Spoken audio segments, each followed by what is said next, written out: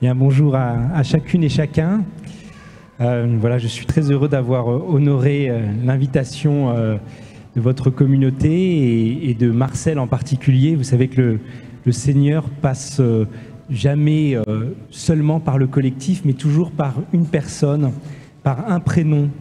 Il aime bien, il nous demande de passer par la porte étroite, mais lui-même passe toujours par les portes étroites de telle personne. En l'occurrence, ça a été Marcel, un coup de fil que j'ai reçu un jour dans le train pour m'inviter, et j'ai senti une telle bonté dans cette invitation, quelque chose de tellement ajusté que j'ai dit oui tout de suite, alors même que je ne savais pas encore si c'était raisonnable. C'est peut-être ce qu'a fait la Sainte Vierge aussi, dans ce fiat qui répétait le fiat créateur. Dieu disait fiat lux, Dieu crée cette lumière par quoi toute chose est, peut-être avant même de savoir si cela était bel et bien raisonnable. Et Marie disait que cela soit, selon ta parole, que cela se fasse. Était-ce bien raisonnable? En tout cas, elle a accepté d'être cette porte d'entrée de Dieu, pour Dieu en ce monde. Donc je vais vous parler ce matin de l'Immaculée Conception. C'est un dogme ou un mystère, tout à l'heure on fera la distinction, qui est à la fois très concret puisque c'est ainsi qu'à quelques mètres de là, Marie se nommait, et en même temps c'est un dogme, donc c'est assez abstrait, assez obscur peut-être, hein, on confond, on associe souvent l'Immaculée Conception à la naissance virginale de Jésus, à la virginité de Marie. Tout ça peut paraître un peu confus. L'Immaculée Conception, c'est très proche, un peu lointain, très proche. Marie conçue sans péché, nous la prions ainsi, donc c'est quelque chose qui est tout proche de notre vie, qui est à même nos lèvres quand nous prions, et en même temps un peu lointain. Est-ce que cela fait de Marie une sorte de surfemme, comme il y aurait des Übermensch, des surhommes? Bon, qu'en est-il? Donc je me propose pour vous de vous faire entrer dans ce mystère-là, ou plutôt je vous propose une entrée dans ce mystère-là. Je ne doute pas qu'il y a plein de voies pour y aller, je ne doute pas que vous y habitiez déjà, mais je vais vous partager voilà, un chemin pour entrer dans le mystère, dans le dogme de l'Immaculée Conception. Ma prise de parole se fera en 2 étapes. Comme ça, vous pourrez un peu vous situer ce qui nous sépare de l'Eucharistie tout à l'heure. D'abord, première étape, je vais situer ce dogme ou ce mystère, je vais le situer dans l'histoire vivante de l'Église. Et je vais vous montrer ainsi que Marie est à la fois cette femme, cette jeune femme juive, très simple, humble servante, et celle qui, dès avant la création du monde, était conçue par Dieu comme la première demeure pour son Fils.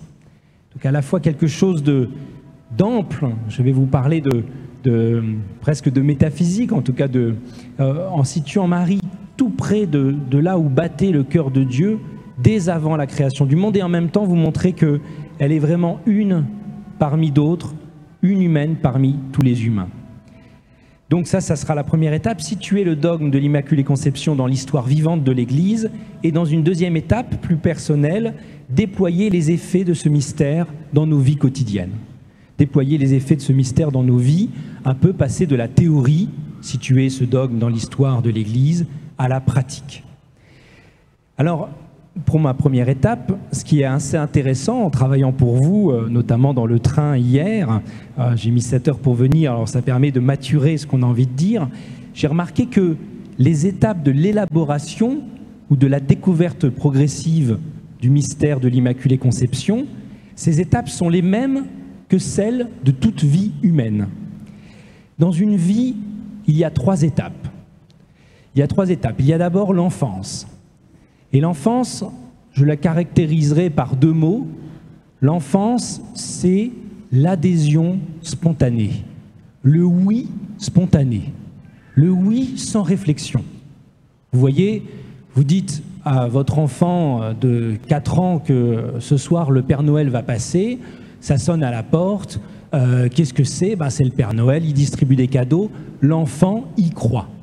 C'est l'adhésion spontanée, il n'est pas dans la critique, ça viendra plus tard, il croit ce qu'on lui dit. Et c'est pour ça qu'ils prennent la vie comme elle vient, les enfants, et ils épousent ce qu'ils ont à vivre, ils ne jugent même pas ce qu'ils ont à vivre. S'ils sont malades, eh bien ils vivent cette maladie. C'est pas qu'il n'y a pas de révolte, c'est pas qu'il n'y a pas de mal-être, mais c'est que oui, il y a une sorte d'adhésion, voire d'adhérence à ce qu'il y a à vivre dans l'enfance. Puis vient un autre âge, qu'on appelle en Occident l'adolescence. L'adolescence, c'est tout le contraire. C'est pas l'adhésion, c'est le refus, et c'est pas spontané, c'est réfléchi. L'adolescence, c'est le refus réfléchi. Ceux qui ont des adolescents le savent, ceux qui sont des adolescents le savent aussi.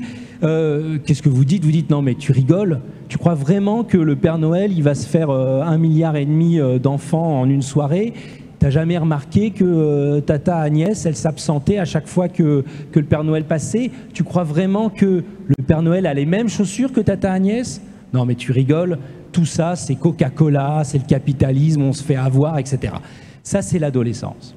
Le refus réfléchi. C'est pas mal que ça soit réfléchi. C'est très bien. Moi, en tant que professeur de philosophie, j'ai plutôt des jeunes adultes, c'est-à-dire qui sont plutôt dans le non. Le non qui problématise, qui critique.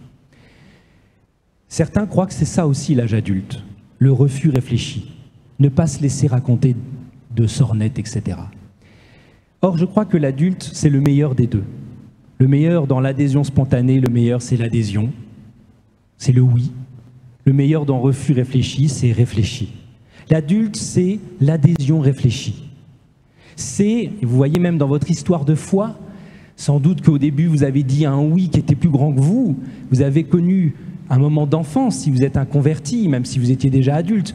Vous avez dit oui à tout. Et c'est pour ça que vous avez épousé l'Église, c'est-à-dire, je ne sais pas encore si tout est vrai, mais je dis oui à tout. Et puis après, les choses se sont présentées à vous comme des épreuves. Et votre oui spontané a dû mûrir en oui réfléchi, en adhésion réfléchie. Récemment, une femme qui est pour moi une grande croyante me disait que enfin, elle a 50 ans, enfin Marie, pour elle, était devenue quelque chose d'évident, mais depuis qu'elle a la foi, il y avait quelque chose qui résistait, vous voyez. Et elle a dit, j'ai dû accepter cette résistance pour pouvoir la traverser. Voilà. Les 3 étapes de la vie humaine, alors ça peut se finir mal, hein. Le pire des deux, c'est quoi? C'est le refus spontané. Vous voyez, j'appellerais ça la vieillesse d'ailleurs. La vieillesse, c'est a priori tout refuser. A priori ne pas être content. A priori râler. Bon. Et la vieillesse peut arriver très très tôt aussi. Les 3 étapes de la vie humaine, enfance, adolescence, adulte, ce sont les mêmes pour l'histoire de ce dogme. Ce sont exactement les mêmes. D'abord, l'Immaculée Conception a fait l'objet d'une piété populaire, d'une adhésion spontanée. On y croyait, j'allais dire sans savoir pourquoi, c'est ce qu'on appelle la piété populaire. C'était comme ça, Marie conçue sans péché. Alors, on peut aller chercher des raisons. Récemment, j'ai lu un texte très intéressant sur ce que c'est que le lieu. Qu'est-ce que c'est qu'un lieu? Nous sommes dans un lieu au Moyen-Âge, dans l'esprit médiéval. Et cet auteur, qui s'appelle Georges Didier Huberman, disait que pour nous, le lieu, c'est une portion d'espace. Vous voyez, ce qui fait qu'une ZAD, une ZAC, une zone d'activité commerciale, ou Lourdes, ce sont 2 lieux, 2 portions d'espace différentes. Au Moyen-Âge, pas du tout. Au Moyen-Âge, Lourdes est un lieu, mais une zone d'activité commerciale, c'est en effet une zone. Ce n'est pas un lieu. Un lieu au Moyen-Âge, dit Georges Didier Huberman, un lieu au Moyen-Âge, c'est quoi? Eh bien, il dit le lieu par excellence au Moyen-Âge. Le lieu par excellence, c'est le ventre de la Vierge. Le lieu, si vous voulez, le lieu de tous les lieux, c'est l'espace d'un accueil qui donne la vie. C'est, comme disent les jeunes, the place to be. Le lieu où, l'espace, la place où être, la place où enfanter. Il y a un lieu quand il y a hospitalité. Une zone inhospitalière n'est pas un lieu. Une maison de laquelle la porte s'ouvre pour accueillir quelqu'un. La maison de Zachée, une fois que Jésus a dit « Zachée », comme il l'a dit à la Sainte Vierge, « Je veux demeurer chez toi », À partir de ce moment-là, la maison de Zachée, qui était une portion d'espace bien protégée, il avait peur qu'on lui pique ses effets. Une fois que Jésus a dit « Zachée, je veux demeurer chez toi », à partir de ce moment-là, la maison de Zachée est devenue un lieu, c'est-à-dire quelque chose où l'on peut être accueilli, quelque chose qui rayonne, quelque chose qui donne la vie. C'est bizarre de penser ça, mais c'est une idée très très forte. Qu'est-ce que c'est qu'un lieu? Ce n'est pas un découpage géométrique dans un espace indéfini. Le lieu, c'est là où la vie peut naître. Donc le lieu par excellence, pour l'imaginaire du Moyen-Âge, c'est le ventre de Marie.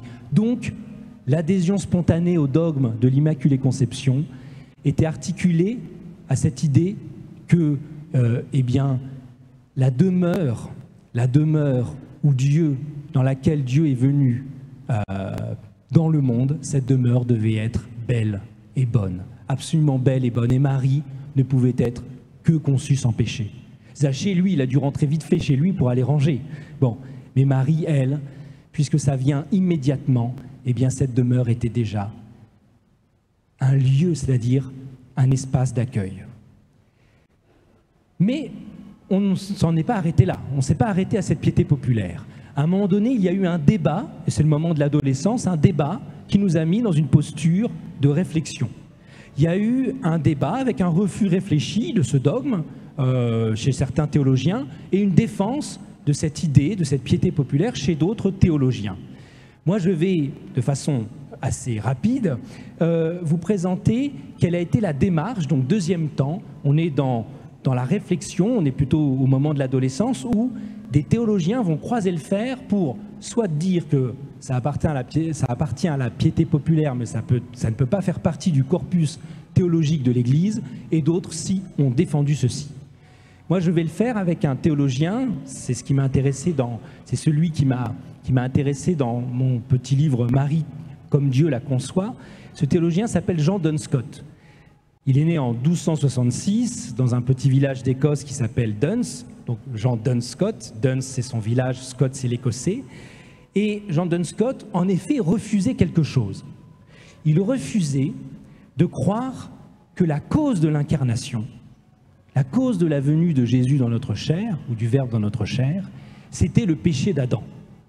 Il refusait de lier de façon nécessaire, il refusait de lier l'incarnation à la faute. Ça, il ne voulait pas. Et ça va le mener à défendre, non, c'est plus écrit derrière moi à l'Immaculée Conception, mais ça va le mener à défendre le dogme ou le mystère de l'Immaculée Conception. Parce qu'on pourrait dire, mais quel rapport entre ce refus de lier l'incarnation du Verbe et la faute, comment ça se lie à l'Immaculée Conception? Je vais vous l'expliquer. Mais d'abord, il faut entrer très rapidement, si vous voulez le détail, vous irez voir plus en détail, mais il faut rentrer dans quelques étapes de la pensée de Dunscott. D'abord, pour Dunscott, première étape, la vie est un don. Dunscott, il se battait contre des gens qu'il appelait les émanationnistes. C'était des gens qui pensaient que le monde émanait de Dieu. C'est-à-dire, voilà, vous avez ça dans la théologie païenne des Grecs. Par exemple, Dieu, c'est le premier principe qui surabonde et ça donne forcément, nécessairement le monde. Pour Dunscott, pas du tout. Pour Dunscott, Dieu a créé le monde. C'est un acte volontaire. Ça ne découle pas de lui comme l'eau déborde de la casserole de pâtes, si vous voulez. Ça n'émane pas de lui, c'est un acte volontaire de création. C'est un geste d'amour de créer le monde.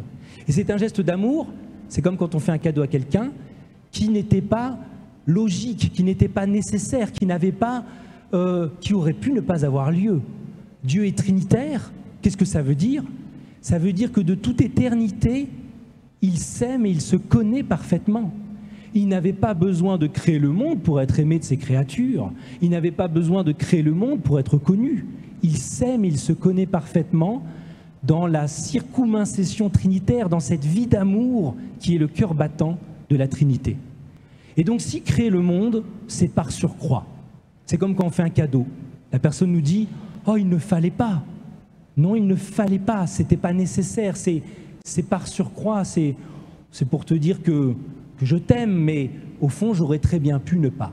Dieu aurait pu ne pas créer le monde, il n'en avait pas besoin. S'il le fait, c'est par amour, c'est par surcroît. Et on voit bien d'ailleurs, quand un enfant vient au monde, il n'y a pas une somme de raisons. Ouais, mais pourquoi vous avez eu un deuxième enfant? On a fait le calcul au niveau des aides, etc. Non, parce que. Pourquoi? Parce que la vie appelle la vie, parce que l'amour en Dieu appelle l'amour hors de Dieu.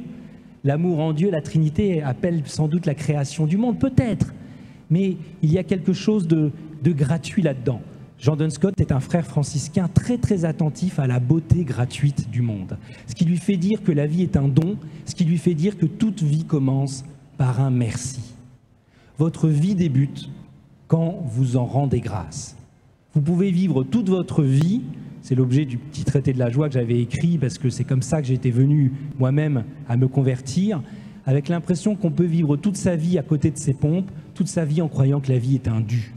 Et si la vie est un dû, on ne comprend pas pourquoi on n'est pas plus heureux, pourquoi on n'a pas plus de richesse, pourquoi. Non, la vie est le don premier. La vie est le don premier.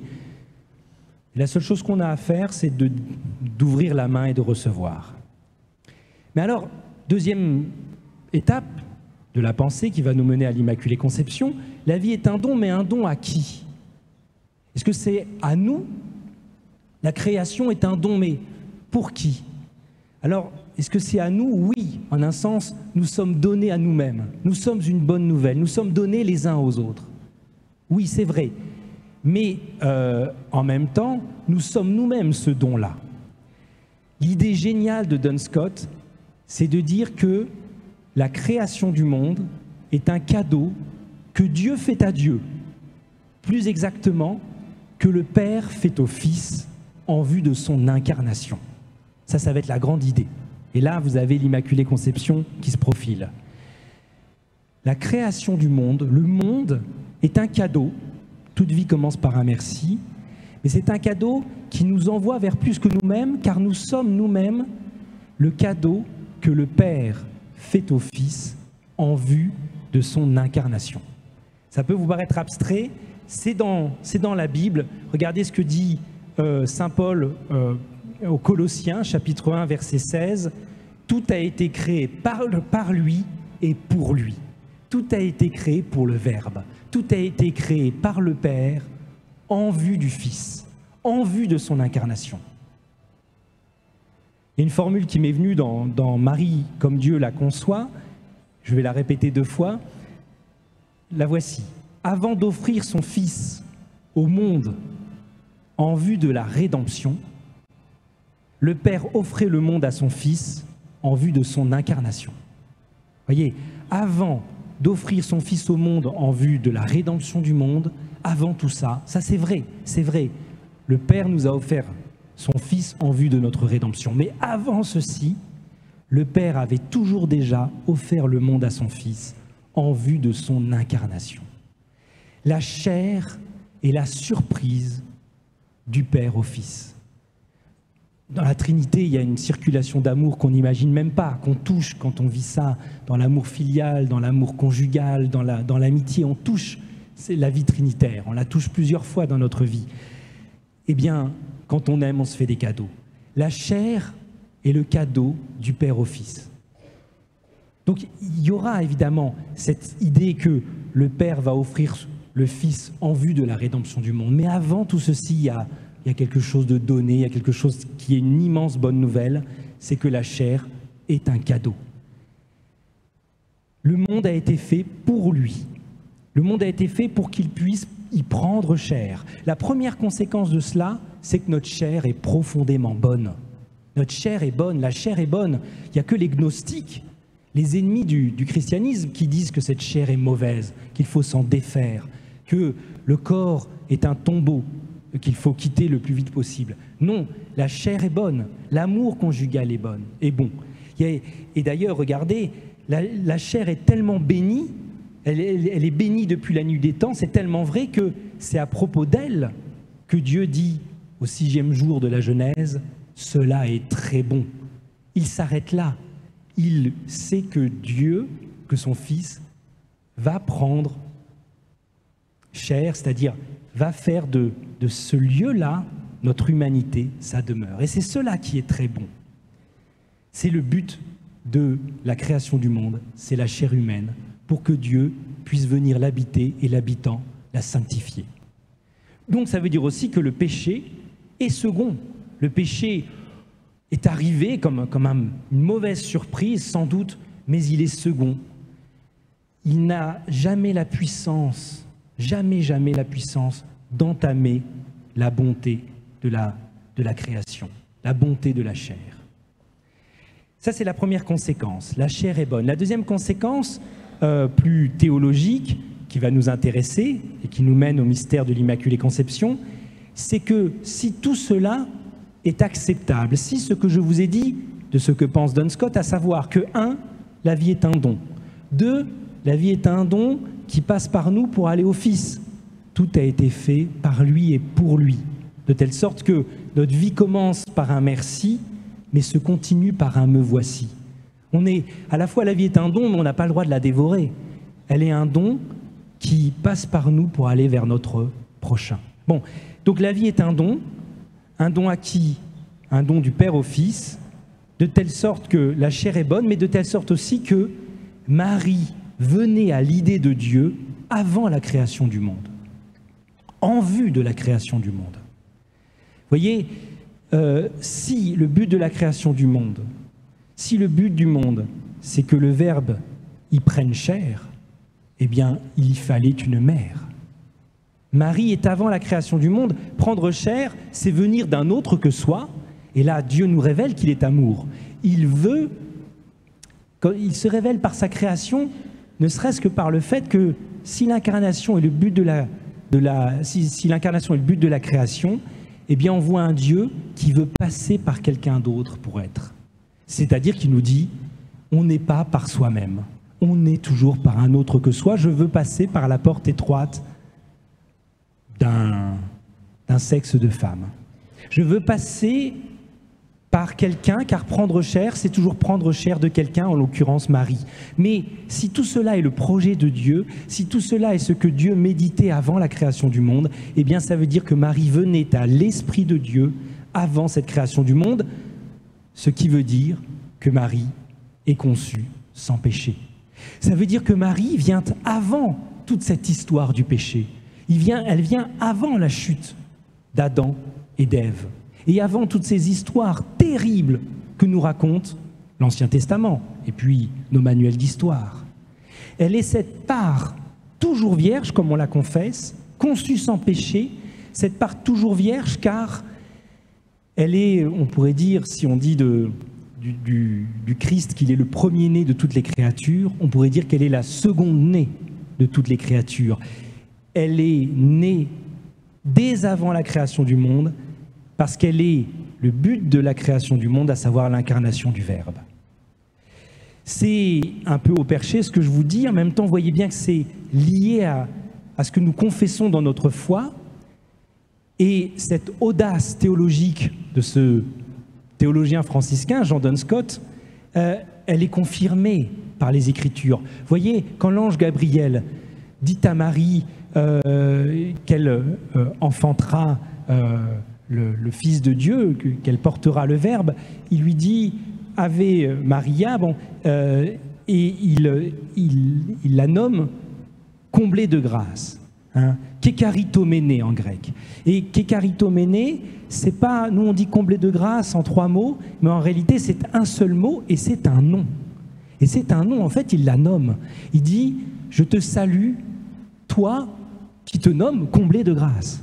C'est ton nom propre, c'est le nom qui existe dans le cœur de Dieu depuis la création du monde. Et Marie se reconnaît.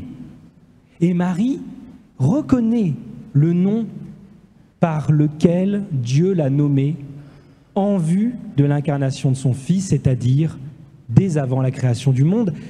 Marie reconnaît son nom propre. La preuve, c'est que, vous savez, quand des anges annoncent à Abraham que sa femme sera enceinte, Sarah, elle rigole, elle n'y croit pas. Mais elle n'y croit pas, d'ailleurs, c'est incroyable. Rien n'est impossible à Dieu.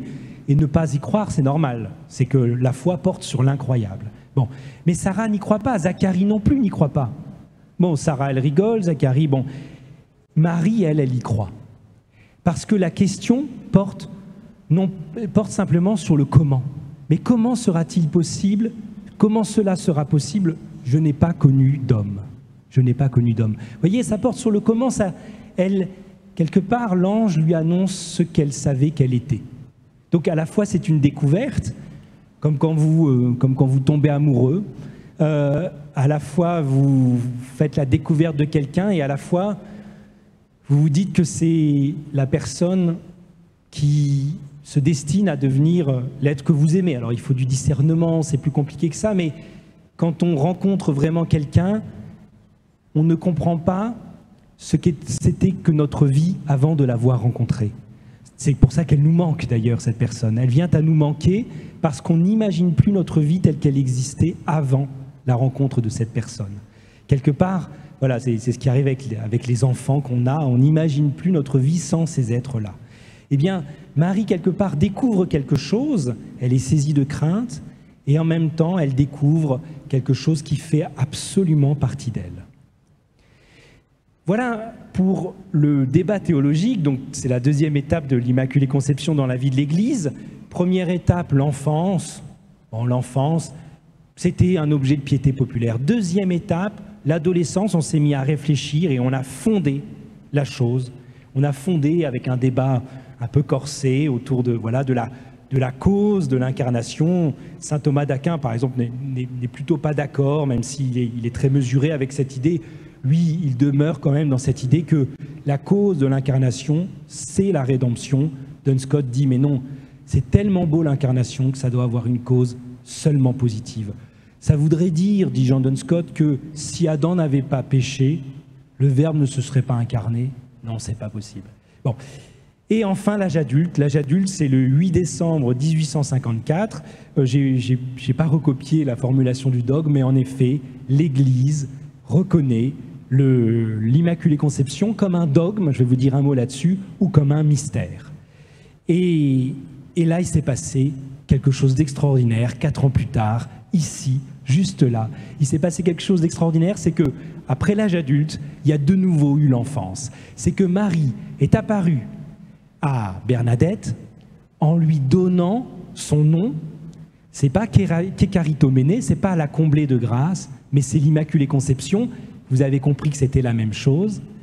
Marie a révélé son nom propre à Bernadette. Vous savez, Bernadette, son curé, n'y croyait pas trop à toutes ces sornettes, elle ne sait même pas lire, elle ne sait même pas parler le français. Bon, et qu'est-ce qu'elle me raconte? J'ai d'autres problèmes, d'autres chats à fouetter, le toit qui fuit et tout. Bah, une apparition, non mais merci. Bon, le curé était quand même pas très partant. Et là, il lui dit, ben, la belle dame, comme tu l'appelles, ben, demande-lui son nom. Et Marie ne répond pas. Ou plutôt, elle répond en réalité, puisqu'elle sourit à Bernadette. Elle lui sourit. Bon, ce qui est une manière de réponse. Et puis, à force d'insistance, Marie lui dit « Que soyera Immaculada Conceptio » je suis Immaculée Conception. Elle lui donne un nom, là encore. Je suis Immaculée Conception. Alors Bernadette met ça dans sa tête, je suis, c'est facile. Immaculée Conception, c'est un peu plus difficile, c'est un bagage théologique. Et là, quand elle arrive chez son curé, que sans frapper, elle lui dit ça, il a envie de la gifler, elle se dit, mais quelle orgueilleuse de dire je suis. Elle lui dit non, pas moi, voici enfin son nom. Et là, il est un peu bluffé parce que Marie se nomme ainsi, c'est théologiquement bouleversant. Ça vient comme confirmer le dogme qui a été prononcé 4 ans avant, et ça va même encore plus loin parce que, vous voyez, je vous ai dit, enfance, adolescence, âge adulte, on confirme le dogme après réflexion, adhésion réfléchie, mais là, on récupère toute l'enfance. Finalement, on a le droit aussi d'être un enfant au pied de cette maman, puisque c'est elle-même qui nous révèle, ultimement, voilà, au-delà de toutes ces querelles de philosophes qui, à mon avis, enfin pour moi, sont très intéressantes, parce que ça touche à ce qu'on croit être vrai dans la vie, mais au-delà de ça, elle nous fait le don en même temps que d'une source. Elle nous fait le don d'un prénom ou d'un nom. Alors, dans la deuxième étape, de ma réflexion, je voudrais pour vous déployer les implications concrètes, ou les applications d'ailleurs, les applications de cela dans notre existence. De toutes ces choses un peu haut perché, je l'avoue, que je viens de vous partager, mais haut perché comme nos prières, hein, conçues sans péché, qu'est-ce que ça veut dire? Vous voyez, voilà, je pense que la théologie peut nous aider parfois à incarner ce que nos lèvres prononcent et pour pouvoir le comprendre plus en profondeur. Mais maintenant, les implications concrètes dans notre vie. Quelles sont les implications de ce mystère-là? Dogme ou mystère, c'est la même chose. Simone Weil, la philosophe qui est morte en 1943, Simone Weil disait du dogme que c'est quelque chose comme une lampe de poche. Un dogme, disait-il, c'est comme une lampe de poche. Si vous regardez la lampe de poche frontalement, ça va vous éblouir, ou alors si elle éclaire pas trop, si c'est obscur pour vous, vous allez... Mais en gros, vous ne savez pas si ça éclaire bien. Pour savoir si une lampe de poche éclaire, il faut la tourner vers ce que vous voulez qu'elle éclaire. Un dogme, c'est ça. Regardez un dogme, se pencher dessus, bon, ça risque soit de vous éblouir, soit vous trouvez que ça n'éclaire pas beaucoup, mais tournez-le vers votre vie. Le dogme, c'est une vérité qu'on ne comprend pas parce qu'elle est plus grande que nous, parce qu'on la reçoit de plus loin que nous, qu'on accepte. Le dogme du péché originel, le dogme de la création du monde par Dieu, le dogme de l'Immaculée Conception, on accepte et ça nous permet d'éclairer tout le reste. Hein, le dogme, je vais l'appeler le mystère parce que c'est synonyme, le mystère n'est ni un problème, ni une énigme, enfin ni un problème, ni une énigme. Hein, qu'est-ce que c'est qu'un problème? Est-ce que l'Immaculée Conception, c'est un problème? Non, ce n'est pas un problème. Un problème, c'est quelque chose, c'est une question qui est recouverte par la réponse. Un problème appelle une solution, et quand vous avez la solution, vous n'avez plus de problème. En gros, la vie humaine n'est surtout pas un problème, parce qu'il n'y a pas de solution à la vie humaine. La vie humaine est un mystère, à habiter, à arpenter, à vivre. Mais bon, le problème, nous on est dans une civilisation de techniciens, on croit qu'il n'y a que des problèmes avec des solutions. Il y a un problème pandémique, il y a une solution, le vaccin. Oui, mais il y a un mystère, c'est notre finitude, c'est notre mortalité. Et ça, vous n'avez pas de vaccin et vous n'en aurez jamais. Et donc, il y a sans doute des problèmes à résoudre. Hein. Quand vous avez une fuite à un tuyau, il faut appeler le plombier. Et si vous parlez de mystère, vous dites non, je veux un plombier qui trouve la solution à mon problème. Bon, il y a des problèmes dans la vie. Mais voilà, vous n'avez pas de problèmes conjugaux. Jamais vous avez un problème conjugal. Jamais. Vous avez un mystère conjugal, le mystère d'une vie à conjuguer à deux. C'est toujours plein de problèmes. Mais c'est un mystère à arpenter. Voyez, ne vous trompez pas. Bon, donc le mystère n'est ni un problème. Dans le problème, la réponse vient annuler la question. Vous voyez, en mathématiques. C'est ni une énigme, un mystère. Une énigme, c'est génial, mais c'est pas chrétien encore, c'est plutôt grec d'ailleurs. Vous savez, dans l'énigme, vous avez une question, vous trouvez la réponse, et la réponse devient elle-même une question, encore plus profonde. Un Oedipe, la sphinge ou le sphinx lui dit, voilà, qu'est-ce qui, ayant une voix, est à 4 pattes le matin, à 2 pattes à midi et à 3 pattes le soir? Oedipe trouve la solution à l'énigme, il dit c'est l'homme. Très bien, il a gagné, il peut aller épouser sa mère. Ce qu'a pas compris Oedipe, c'est que une fois qu'il a la réponse à la question, il aurait dû voir que cette réponse est elle-même une question. Oedipe, il y a 3 générations. La génération à 4 pattes, la génération à 2 pattes, la génération à 3 pattes, ceux qui ont une canne. Respecte l'ordre des générations. C'est comme ça. Il aurait dû faire de cette réponse encore une question. Vous voyez, ça c'est l'énigme, c'est très intéressant. Le mystère, lui, c'est donc, vous voyez, le problème, c'est quand la réponse annule la question. L'énigme, c'est quand la réponse renouvelle la question. Le mystère, c'est quand il y a d'abord une réponse. Une réponse qui est plus grande que toutes nos questions. Un parce que qui est plus grand que tous nos pourquoi. Vous voyez, je vous parlais du don, la vie est un don. Eh bien, en effet, c'est un fiat, cela est ainsi, et c'est beaucoup plus grand que tous nos pourquoi. Pourquoi aimer la vie? Mais parce qu'elle est la vie, disait Maître Eckhart. Et pourquoi aimer la vérité? Mais parce qu'elle est la vérité. Et pourquoi aimer mon épouse, mais ne cherchez pas des raisons, mais parce qu'elle est mon épouse. Et parce que le sacrement est venu dire, c'est elle. Et après, on vit ça. Et après, on le vit. Dans le mystère, il y a quelque chose à vivre. Vous voyez, la création du monde, c'est un mystère à accueillir. Le péché, c'est aussi un mystère. Il n'y a pas de solution au péché, ce n'est pas un problème. Tous les gens qui ont trouvé une solution au péché ont trouvé des solutions finales. D'accord ? Que ce soit les communistes, que ce soit les nazis, ils ont voulu localiser l'origine du mal, la faire disparaître, ils ont démultiplié le mal. Non, dans le péché, il y a quelque chose à accueillir, il y a quelque chose à vivre. D'ailleurs, nous demandons quoi ? La rémission des péchés. C'est très intéressant. La rémission des péchés, c'est intéressant parce que quand on est en rémission, par exemple pour un cancer, c'est pas que le problème cancer est définitivement résolu, c'est que, compte tenu de cette présence-là, nous pouvons toutefois vivre. Et la rémission des péchés, c'est arrêter d'avoir notre péché juste là pour donner du champ à la faute et pouvoir vivre. Elle sera là. On va vivre avec elle et même on va faire mieux que vivre avec elle. On va, à partir de notre péché, en le confessant, en se sentant pardonné, eh bien, être nous-mêmes une source d'humilité, de pardon, etc. Vous voyez, ça c'est le mystère, c'est quelque chose à accueillir. Donc, quelles sont les implications concrètes du mystère de l'Immaculée Conception? Quelque chose que nous devons accueillir, même si on peut, grâce à notre raison, l'approcher un peu, mais à un moment donné, on ouvre les bras et on se dit comment ça résonne dans notre vie. Je vais vous en proposer trois. Trois façons de laisser résonner la présence de Marie conçue sans péché dans nos vies. Déjà, la première chose, je crois que toutes les trois ont rapport à l'espérance d'ailleurs. Toutes les trois ont rapport à l'espérance. Mais la première chose, c'est que si Marie a été conçue sans péché, si Marie est la présence en ce monde de quelque chose qui n'est pas marqué par le poids du péché, eh bien ça nous indique que le mal n'a pas le dernier mot. Le mal n'aura jamais le dernier mot.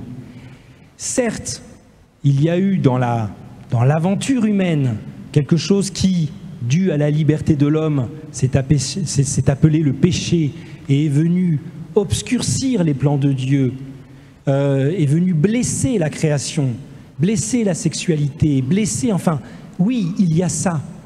Mais il y a quelque chose qui a été déposé, qui est une part de virginité. Et ce qui est extraordinaire, c'est que cette virginité, à aucun moment, au cœur de l'histoire, n'a été entamée par le péché des hommes. Et même mieux, toute l'histoire rocambolesque, violente des hommes, que vous trouvez dans l'Ancien Testament, culmine par l'advenu, par l'événement de Marie. Par l'événement de Marie qui est le lieu, la demeure, où le Christ va pouvoir s'incarner. Quelque chose se balade dans le monde et en nous, qui est pur de toute l'histoire pesante, usante du péché humain. Quelque chose en nous est innocent, quelque chose en nous est vierge, c'est-à-dire éternellement jeune. Ce que nous raconte le dogme de l'Immaculée Conception, c'est quelque chose d'extraordinaire, c'est que quand vous le voulez, vous pouvez renaître. Ça s'appelle le pardon. Allez, viens. Un couple qui se demande pardon, c'est quoi? C'est un couple qui dit allez, viens. On faisait comme si on était des jeunes amants. Allez, viens. On faisait comme si tout était à nouveau possible. Allez, viens. On fait de notre point d'arrivée un nouveau point de départ. Marie, conçue sans péché, ça veut dire que, à un moment donné, dans l'histoire de l'homme, Dieu a su prendre un tout nouveau départ, et sans passer par le déluge. D'ailleurs, le déluge, vous avez vu, c'est un tout nouveau départ qui est un faux départ. Tout de suite après, Noé se bourre la gueule, et puis je vous passe la suite qui est quand même assez affreuse. Non, ce n'est pas le déluge, ce ne sont pas les eaux qui sont comme des larmes diluviennes de Dieu qui pleure sur notre péché, ce sont les eaux d'une mer. Et Marie, qu'est-ce que ça veut dire? Ça veut dire que un commencement est toujours possible. Quelque chose en nous est assez innocent pour dire « allez chiche, on recommence ». « Allez chiche, je vais me confesser » et « allez chiche, je suis tout neuf, je renais à la vie aujourd'hui, ce matin. On pourrait dire aussi ça autrement, on pourrait dire que en introduisant dans sa création quelqu'un qui est pur de tout péché, Dieu a mis du jeu, J-E-U, dans sa création, du jeu. C'est-à-dire que le péché, c'est comme une mécanique implacable qui tourne et qui broie tout le monde. Bon, mais Dieu a mis quelque chose qui fait que, non, il va se passer autre chose. Ou le péché est une chape de béton. Non, il y a du jeu, se balade, quelque chose qui est pur, quelque chose qui peut être un nouveau recommencement, quelque chose qui est libre de cette histoire terrible par laquelle l'homme fait du mal à l'homme. Je pensais au chapitre 8 des Proverbes, versets 27 à 31. La sagesse parle et dit ceci: « Moi, la sagesse, lorsque Dieu disposa les cieux, j'étais là. Lorsqu'il borna les frontières de l'abîme, dit la sagesse, lorsqu'il donna une limite à la mer, je faisais tous les jours ses délices, jouant sans cesse en sa présence, jouant sur la terre qu'il a faite. » Marie, c'est quoi? Marie conçue sans péché. Marie, c'est l'innocence toujours possible. Marie, c'est l'enfant en nous. C'est l'adhésion spontanée en nous, c'est l'innocence qu'on peut toujours reconquérir. Je pense à Maître Eckhart, il parlait du détachement. Maître Eckhart disait ceci: il y a une part de nous qui doit se détacher, en effet, de ce monde tel qu'il ne va plus, de notre histoire telle qu'elle balbutie. Il y a une part de nous qui doit être assez vierge pour enfanter Dieu. Et il est bon parfois de se détacher. Je pense que vous venez aussi ici pour, quelque part, vous détacher, prendre ce saint recul vis-à-vis de votre vie, non pas pour la quitter et ne jamais y retourner, mais pour mieux y retourner, pour y retourner sans être perpétuellement blessé par ce qui en elle vous fait du mal. Il y a une page extraordinaire dans le journal d'un curé de campagne de Bernanos, il y a une page extraordinaire dans laquelle le curé de Torcy dit au curé de campagne, il dit: mais tu l'as pris la Sainte Vierge? Il dit: bah oui, forcément. Il dit: mais est-ce que tu l'as pris comme il faut la prier? Est-ce que tu l'as pris en tant qu'Immaculée Conception? Tu sais, Marie, elle est éternellement jeune, éternellement plus jeune que notre péché, et c'est pourquoi elle n'avait vis-à-vis du mal qu'une surprise douloureuse. Vous voyez, prendre du recul par rapport à notre vie, reconquérir cette part d'enfance, c'est comme l'enfant n'avoir vis-à-vis du mal qu'une surprise douloureuse. Ne pas essayer de comprendre le mal, ne pas essayer d'entrer dans sa mécanique pour être le plus malin. Non, se laisser blesser par le mal, n'avoir vis-à-vis du mal qu'une surprise douloureuse, se laisser blesser par le mal, mais ne pas envelopper le don de la vie dans le mal. La vie est beaucoup plus ample que ce mal-là, et c'est pourquoi elle peut toujours recommencer. En philosophie d'ailleurs, logiquement, on dira que le mal est partout, mais il n'est pas premier, mais il n'est pas principe. Le mal est partout, il y en a tout le temps, partout, bon, même et surtout en nous, mais il n'est jamais principe. Vous voyez, il est partout, mais il n'est pas Seigneur, comme je dis parfois à mes étudiants pour les marquer. Le mal est partout, mais il n'est pas Seigneur. Vous voyez, c'est comme la vie et la maladie. On peut imaginer une vie sans maladie. Jeanne Calment, qui est morte à 120 ans, elle dit: oui, j'ai une petite grippe vers mes 60 ans, mais elle n'a jamais été malade, et la vieillesse n'est pas une maladie. Elle n'a jamais été malade et elle a été en vie. Donc on peut imaginer la vie sans maladie, on ne peut pas imaginer la maladie sans vie. La maladie est seconde par rapport à la vie. Un caillou ne tombe pas malade, il tombe mais pas malade. Vous voyez, eh bien, le bien, on peut imaginer le bien sans le mal, mais pas le mal sans le bien. Le mal a besoin du bien pour le pervertir, pour le corrompre, pour le désespérer. Mais le bien, lui, n'a pas besoin de mal. Quand vous passez 3 heures avec votre meilleur ami à discuter, à boire un café, vous n'allez pas vous dire: oh mince, on vient de passer 3 heures de bonheur pur, d'ailleurs on ne les a pas vus passer, c'était déjà l'éternité. Il faut mettre du mal là-dedans pour que ça existe. Non. Le bien est à lui-même son propre indicateur, il n'a pas besoin, c'est le paradis. Le bien n'a pas besoin du mal. Le mal, lui, a besoin du bien, comme la maladie a besoin de la vie. Bon, bref, ça c'est la première implication. Quelque chose peut recommencer à partir du bien. La deuxième implication, et après j'en viens à ma conclusion, qui est ma troisième implication, c'est que le péché, s'il est second, il est déjà vaincu. Le péché est toujours bruyant, tapageur, mais jamais principe, et donc il faut tenir bon dans la vie. Il faut tenir bon. Regardez la généalogie de Matthieu. Le Nouveau Testament commence par une généalogie. Eh bien, la généalogie de Matthieu, c'est que des histoires tordues quand on y réfléchit. Et Matthieu a l'audace de citer 4 femmes avant Marie. Et ces 4 femmes, elles ont pour point commun d'être 4 non-juives qui entrent dans l'histoire du salut par un acte de prostitution. Un Tamar, qui, je ne vais pas vous raconter l'histoire, vous irez voir vous-même, ça serait trop long, mais Judas qui lui tend un piège, et c'est elle qui finalement retourne le piège contre Judas en se prostituant, et devient celle qui porte l'enfant du fils aîné de Judas, etc. Tamar, si vous lisez, c'est pas un acte de prostitution. Tamar, Rahab, qui est une prostituée, Ruth, à qui sa maman demande d'aller se coucher parfumée aux pieds de Bose, et puis Bethsabée, alors est-ce qu'elle a été enlevée par David, mais ce sont toujours des histoires où des non-juifs, par des actes qui parfois racontent le côté prédateur de l'homme. Pensez à David. Nathan vient lui dire que par sa lignée naîtra le Messie. Qu'est-ce qu'il fait? Il voit une jolie jeune femme danser, pouf, il la prend, il lui fait un enfant, il est bien malheureux, il fait en sorte de maquiller le truc, et finalement il tue le père. Enfin, c'est que des histoires sordides. Et ça mène à Marie.